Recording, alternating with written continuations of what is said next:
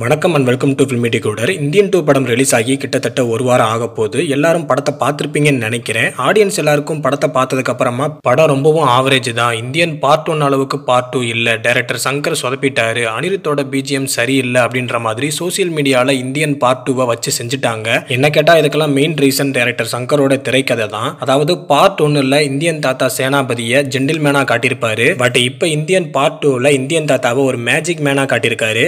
So வர்மக்கலையை use பண்ணி ஆனை பெண்ணா மாத்துறது, ஹியூமனை டாக் மாதிரி மாத்துறது அப்படின்னு வில்லன்களுக்கு எதிராக தாத்தா யூஸ் பண்ணுற அந்த வர்மக்கலையை பார்க்கும்போது மேஜிக் ஷோ பார்க்குற மாதிரியே இருக்கு. ஆக்சுவலாக பார்த்தீங்கன்னா இந்தியன் பார்ட் 1ல் கெத்தா தெரிஞ்ச வர்மக்கலை இப்போ இந்தியன் பார்ட் 2ல் வெத்தா தெரியுது.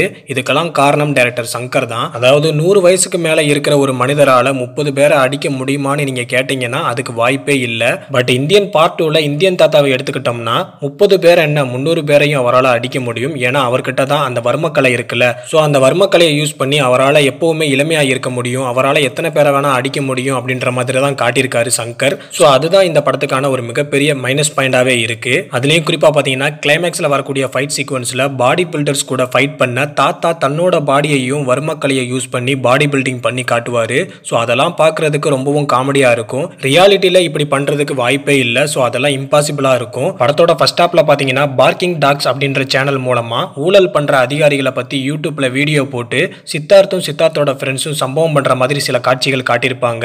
ஆக்சுவலா பாத்தீங்கன்னா அந்த கான்செப்ட் ரொம்பவுமே நல்லா இருந்துச்சு. ஸோ எனக்கு தெரிஞ்ச கதையை அப்படியே கொண்டு போயிருக்கலாம். அதாவது சேனாபதியை இன்ஸ்பிரேஷனா எடுத்து சித்தார்த்தே சேனாபதி மாதிரி கெட்டப்லாம் போட்டு அவரோட ஃப்ரெண்ட்ஸ் கூட சேர்ந்து லஞ்சம் அண்ட் ஊழல் பண்ற அதிகாரிகளை பழி வாங்குற மாதிரி படத்தை கொண்டு போயிருந்தா படம் இன்னமும் நல்லா இருந்திருக்கும். பட் அப்படி பண்ணாம ஆல்ரெடி பார்ட் 1ல் தாத்தாவா இருந்த சேனாபதியை ஹேஷ்டேக்லாம் கிரியேட் பண்ணி தேடி கண்டுபிடிச்சு கம்பேக் இந்தியன் சொல்லி தாத்தாவை மறுபடியும் வர வச்சு இந்தியன் தாத்தாக்கு ஓவர் பில்டப் கொடுத்து காட்டினது தான் படத்துக்கு ஒரு மிகப்பெரிய நெகட்டிவாவே அமைஞ்சிருச்சு. ஆக்சுவலா பாத்தீங்கன்னா இந்தியன் பார்ட் 1 பார்த்தவங்க எல்லாத்துக்குமே தெரியும், இந்தியன் பார்ட் 1ல் வசனங்களுக்கு ரொம்பவும் இம்பார்ட்டன்ஸ் கொடுத்திருப்பாங்க.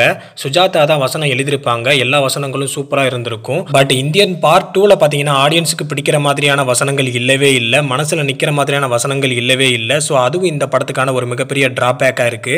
ஸோ எமோஷனல் காட்சிகளும் பெருசா ஒர்க் அவுட் ஆகல. டைரக்டர் சங்கர் எடுத்துக்கிட்டீங்கன்னா ஜென்டில்மேன், அன்னியன், இந்தியன், முதல்வன், சிவாஜி அப்படின்னு லஞ்சம் ஊழலை பேஸ் பண்ணி நிறைய படங்கள் எடுத்திருக்காரு.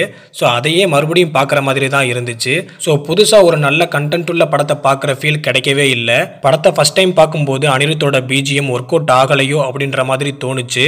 பட் செகண்ட் டைம் படத்தை மறுபடியும் பார்க்கும்போது தான் அனிருத் நல்லா தான் மியூசிக்கல் பண்ணியிருக்காரு. பட் டைரக்ஷன் அண்ட் ஸ்டோரி தான் இம்ப்ரெசிவா இல்லை அப்படின்னு தெரிய வந்தது. உலகநாயகனை எடுத்துக்கிட்டா அவர் வழக்கம் போல ஒரு படத்துக்கு எந்த அளவு எஃபோர்ட் போட்டு நடிப்பாரோ அதே அளவுக்கு இந்தியன் 2 படத்துலையும் எஃபோர்ட் போட்டு நடிச்சிருக்காரு.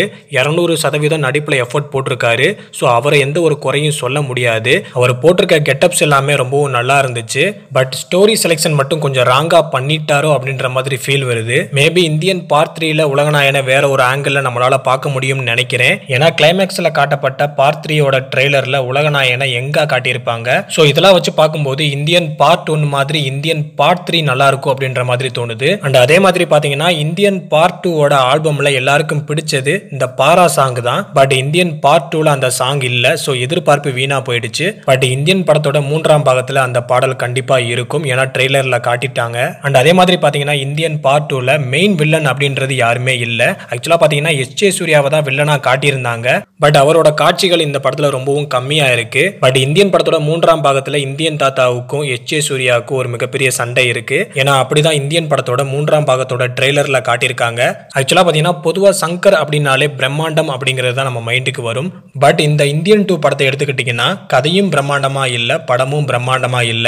படத்துல இருக்கிற நடிகர்கள் வேணா பிரம்மாண்டமா இருக்காங்க. பட் அவங்களோட நடிப்பு அப்படிங்கிறது பிரம்மாண்டமா இல்ல. இது எல்லாத்துக்குமே மெயின் ரீசன் படத்தோட கண்டென்ட் தான். அண்ட் படத்துக்கு இன்னொரு நெகட்டிவ் பாயிண்ட் என்னன்னா படத்தோட டியூரேஷன் தான். 3 hours 5 minutes படத்தோட டியூரேஷன் இருந்தது.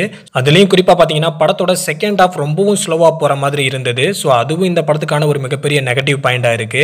பொதுவா இந்த மாதிரி லஞ்சம் அண்ட் ஊழலை பேஸ் பண்ணி எடுக்கப்பட்ட படங்கள் அப்படின்னாலே அதுல யாராவது ஒரு பெண் தற்கொலை பண்ணிக்கிற மாதிரி கண்டிப்பா ஒரு சீன் இருக்கும். ஸோ அதே மாதிரி தான் ஒரு பெண் தற்கொலை பண்ணிக்கிற மாதிரி எமோஷனல் காட்சிகள்லாம் இந்த படத்துலயும் இருக்கு. ஸோ அடுத்தடுத்து என்ன நடக்க போகுது, என்னென்ன காட்சிகள் வரப்போகுது அப்படின்னு நம்மளால கெஸ் பண்ண முடியும். ஸோ அதுவும் இந்த படத்துக்கு ஒரு மிகப்பெரிய நெகட்டிவ் பாயிண்டா அமைஞ்சிருக்கு. ஆக்சுவலா பாத்தீங்கன்னா அந்த மாதிரி ஒரு தற்கொலை சீனை எமோஷனலா காட்டி தான் அதுக்கப்புறமா அதை பார்த்த ஹீரோ கோபப்பட்டு ஹீரோ பல பேரை பழிவாங்கிற மாதிரி தான் காலகாலமா தமிழ் சினிமால காட்டியிருப்பாங்க. ஸோ அதே மாதிரி தான் இந்த படத்துலையும் இருக்குது. ஸோ அதனால தான் இந்த படம் எல்லா படங்கள் மாதிரி ஒரு சாதாரண படமாக தெரியுது. ஆக்சுவலாக பார்த்தீங்கன்னா இது சங்கர் படம் மாதிரியே இல்லை. சில மாதங்களுக்கு முன்னாடி அட்லி எடுத்த ஜவான் படத்தை நிறைய பேர் பார்த்துருப்பீங்கன்னு நினைக்கிறேன். அந்த படத்துலையும் இதே மாதிரி தான் லஞ்சம் ஊழலை பேஸ் பண்ணி நிறைய காட்சிகள் இருக்கும். அதுலேயும் நிறைய பேர் பார்த்தீங்கன்னா தற்கொலை பண்ணிக்கிடுவாங்க. ஸோ அதிலிருந்து சில பெண்கள் தான் ஜவான் கூட சேர்ந்து அந்த நாட்டை காப்பாற்றுற மாதிரி அந்த படத்தை அட்லி கொண்டு போயிருப்பாரு. ஸோ அதே மாதிரி தான் இந்த படமும் இருக்குது கிட்டத்தட்ட. ஸோ குரு சிஷ்யன் இவங்க 2 பேருமே ஒரே கான்செப்டில் தான் படத்தை எடுத்திருக்காங்க. ஸோ ஓவராலாக பார்க்கும்போது என்னை பொறுத்தவரை இது ஒன் டைம் வாட்சபிள் மூவியாக இருக்குது. பட் ஆகா ஓகோன்னு சொல்கிற அளவுக்கு இல்லை. பட் இந்தியன் படத்தோட பாகம் 3 ரொம்பவும் நல்லா இருக்கும்னு எதிர்பார்ப்போம். சங்கர் மேலே நம்பிக்கை வைப்போம். எனக்கு இன்னுமே பார்த்தீங்கன்னா இந்தியன் தாத்தா எப்படி இவ்வளோ நாள் உயிரோடு இருக்காரு, ஹெல்த்தியாக இருக்காரு, எப்படி இவ்வளோ பேரை அடிக்கிறாரு, எப்படி வர்ம கலையை இப்படிலாம் யூஸ் பண்ணுறாரு அப்படிங்கிறது ரொம்ப குழப்பமாக இருக்குது. பட் அது ஒரு மிகப்பெரிய லாஜிக் மிஸ்டேக்காகவே இந்த படத்தில் இருக்குது. ஒருவேளை நீங்கள் அந்த லாஜிக் மிஸ்டேக்கை தள்ளி வச்சுட்டு இந்த படத்தை பார்த்தீங்கன்னா உங்களுக்கு இந்த படம் பிடிக்கிறதுக்கு நிறைய சான்ஸ் இருக்குது. ஸோ நான் இப்போ சொன்னது எல்லாமே நான் இந்த படத்தை பார்த்து ஃபீல் பண்ணது. ஸோ நீங்கள் இந்த படத்தை பார்த்து என்னென்ன ஃபீல் பண்ணீங்க அப்படின்றத கமெண்ட் பாக்ஸில் வந்து கமெண்ட் பண்ணுங்கள். தொடர்ந்து நம்ம சேனலுக்கு சப்போர்ட் பண்ணுங்கள், சப்ஸ்கிரைப் பண்ணுங்கள், பெல் ஐக்கானை கிளிக் பண்ணி வச்சுக்கோங்க, லைக் பண்ணுங்கள், ஷேர் பண்ணுங்கள்.